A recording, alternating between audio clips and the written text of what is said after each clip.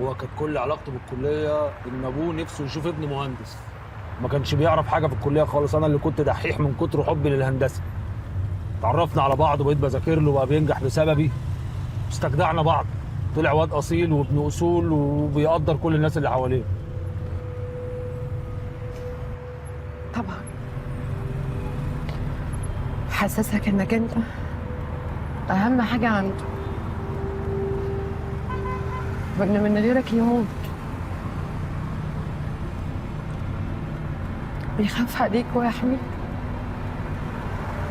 كانك واحد من اهله، كانك من دمه بجد. يحطك فوق راسه، ومره واحده بقى بدون سابق انذار ينزلك على كبر قلبه.